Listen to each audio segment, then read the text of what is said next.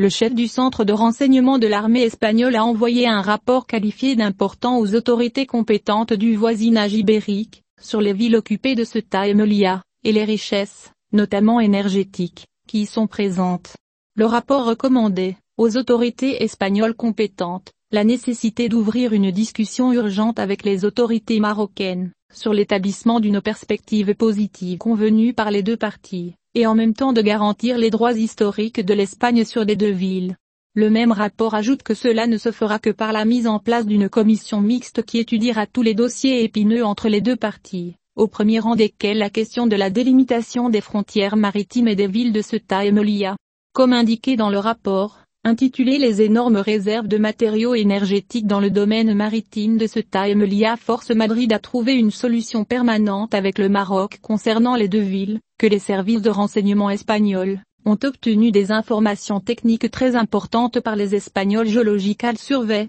confirmant l'existence de réserves une quantité importante de matériaux énergétiques différents dans la zone marine adjacente aux deux villes mentionnées. Et le même parti a souligné dans son rapport que Madrid ne peut pas commencer à exploiter cette richesse énergétique, qui aura un impact positif sur les intérêts stratégiques de l'Espagne, sauf en accord direct avec Rabat, qui a précédé tous nos plans et annoncé la démarcation de son maritime frontière en janvier 2020, lors du vote. Le Parlement marocain a approuvé des projets de loi visant à étendre la souveraineté du Maroc sur le domaine maritime, qui est situé des deux côtés de la mer Méditerranée, qui comprend les villes de Ceuta et Melilla. D'autre part, les services de renseignement espagnols ont indiqué que la démarche marocaine est conforme au droit international de la mer, et c'est un signal fort de Rabat pour sa poursuite incessante pour achever la série d'extensions de sa souveraineté sur l'ensemble de ces espaces maritimes méditerranéens, selon le texte du rapport. Le rapport souligne que l'Espagne ne peut pas imposer un fait accompli au Maroc et donner le feu vert à ses partenaires pour commencer à exploiter les richesses situées au plus profond des eaux entourant les deux villes, car en toute simplicité,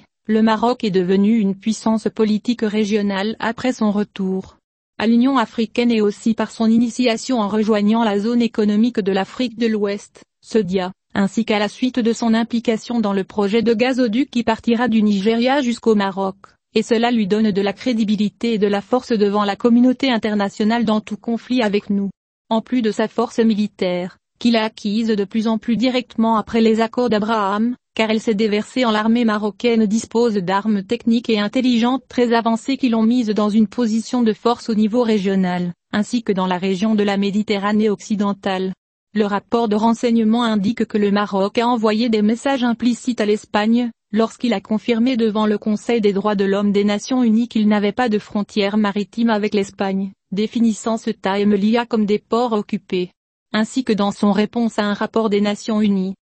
sur les événements de Melilla étant, le Maroc, considère que des points de passage comme Melilla ne sont que de simples points de passage. Tout indique que Rabat cherche de toutes ses forces à annexer les deux villes, non quels que soient les défis et les difficultés qui peuvent être nécessaires au niveau des relations bilatérales avec Madrid.